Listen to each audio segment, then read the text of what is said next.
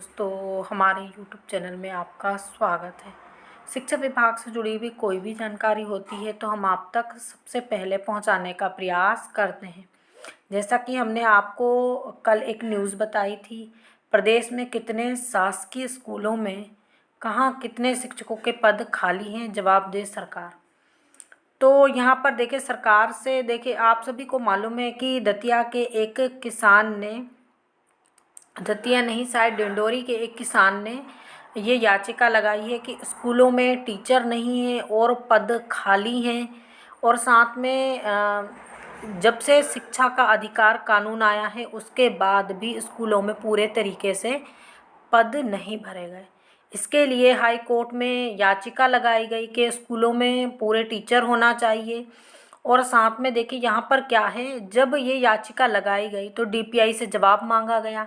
DPI ने इस पर कई बार घुमा फिरा कर जवाब दिया, लेकिन स्पष्ट तरीके से कभी भी जवाब नहीं दिया गया कि कितने स्कूलों में कितने टीचर मतलब नहीं हैं और कितने पद खाली हैं। और साथ में किन स्कूलों में केवल एक टीचर के भरोसे चल रहा है और किन स्कूलों में टीचर तो हैं लेकिन पर्याप्त सब्जेक्ट के हिसाब से नहीं है। जैसे कि 6 टीचर होना चाहिए या 3 टीचर 4 टीचर होना चाहिए, उस पर पर्याप्त नहीं है। तो इस प्रकार का जवाब डीपीआई आज तक नहीं दे पाया। अब यहाँ पर हाई कोर्ट ने डीपीआई को एक हलफनामा दाखिल करने को कहा है। इस हलफनामा मतलब होता है कि एक शपथ पत्र, जिस पर अगर शपथ लेकर जिस पर विभाग को स्पष्ट जानकारी देना है, तो एक हलफनामा दाखिल होगा जिस पर बिल्कुल सटीक, जहाँ पर जैसे जितने स्कूलों में एक भी टीचर नहीं है उसकी जानकारी देना है, और जहाँ पर केवल एक टीचर के भरोसे स्कूल चल रहा है वो भी जानकारी प्रोवाइड करवाना है। तो एक हलफनामा दाखिल करने को कहा है और जिसका जवाब 4 सप्ताह के भीतर दाखिल करने को कहा गया है। साथ में 4 सप्ताह के भीतर दाखिल करने को कहा गया है। इसकी अगली जो सुनवाई है वो 24 फरवरी को तय की गई है और 24 फरवरी को अब आप लोगों का भविष्य तय होगा। चूँकि देखिए, स्कूलों में टीचर कम हैं और हलफनामा पर इस बार जवाब मांगा गया है। अगर मान लीजिए हाई कोर्ट को लगता है, क्योंकि हाई कोर्ट वैसे भी डीपीआई को एक लताड़ दे चुका है कि आप इतने स्कूलों में टीचर कम क्यों रखे हैं, और इस पर कई बार फटकार लगा चुका है। और जो डीपीआई ने अभी तक जानकारी दी वो हाई कोर्ट को स्पष्ट नहीं लगी, इसलिए हलफनामा दाखिल करने को कहा गया है। साथ में एक और बात भी है, देखिए यहाँ पर हाई कोर्ट को भी लगता है कि टीचरों की संख्या कम है और उन्होंने डीपीआई को फटकार भी लगाई है इस पर। तो इसलिए ये हलफनामा दाखिल किया गया ताकि डीपीआई आगे मुकर ना सके।